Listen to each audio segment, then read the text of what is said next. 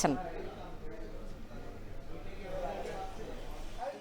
আমি একটু জানিয়ে রাখি, বেশ কয়েকদিন ধরেই বিভিন্ন মণ্ডপগুলোতে রঙের কাজ চলছিল এবং সেই রঙের কাজও কিন্তু ইতিমধ্যে একদম শেষ পর্যায়ে চলে এসেছে। এবং যেহেতু রোববার থেকে ষষ্ঠী পূজার মধ্যে দিয়ে দুর্গাপূজার আনুষ্ঠানিকতা শুরু হবে, সেক্ষেত্রে কিন্তু আগামী দেখা যাচ্ছে যে আজকের মধ্যে কিংবা কালকের মধ্যেই এই সব ধরনের কাজ যেগুলো রয়েছে সেগুলো শেষ করার জন্য পুরোদমে কিন্তু কাজ চলমান রয়েছে। এবং এই মুহূর্তে দেখছেন যে এই মন্দিরটিতে প্রায় সব ধরনের কাজই শেষ, শুধুমাত্র এখন শেষ সময়ের যে কাজটুকু রয়েছে সেই কাজটুকু চলছে। এবং অন্যান্য যে মন্দিরগুলো রয়েছে সেই মন্দিরগুলোতে আমরা দেখেছি যে কাজ কিছু কিছু মন্দিরে ইতিমধ্যে রঙের কাজও শেষ হয়ে গেছে, পুরোপুরি আটকানো রয়েছে, আগামীকাল হয়তো সেটি খুলে দেওয়া হবে। এবং যে ধরনের আইন শৃঙ্খলা পরিস্থিতি নিয়ন্ত্রণের জন্য পুলিশ প্রশাসন, র্যাবের যারা কর্মকর্তা রয়েছেন তারাও কঠোর রয়েছেন এবং তারা বলছেন যে 3 স্তর বিশিষ্ট আইন শৃঙ্খলা বাহিনী মোতায়েন করা হয়েছে। ইতিমধ্যেই তারা কিন্তু টহল কার্যক্রম তাদের সেটি শুরু করেছে। এবং কিছুক্ষণ আগেও আমরা শঙ্কর মঠ মন্দিরে দেখেছি যে র্যাবের যে একটি টিম তারা কিন্তু পরিদর্শন করতে এসেছে, সকল ধরনের আইন শৃঙ্খলা পরিস্থিতি নিয়ন্ত্রণ আছে কিনা সেটি কিন্তু তারা দেখার চেষ্টা করেছিল। এবং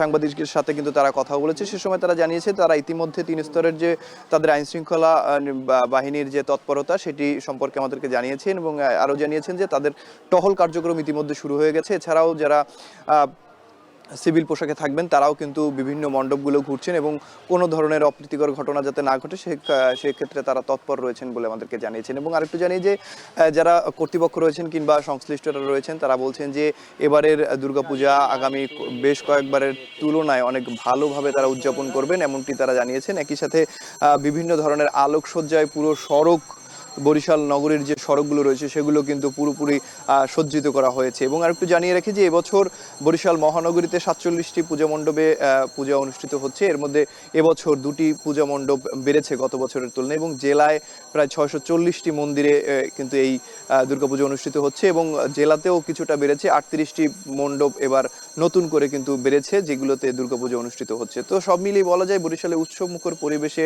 কার্যক্রম চলছে দুর্গাপূজার শেষ প্রস্তুতির।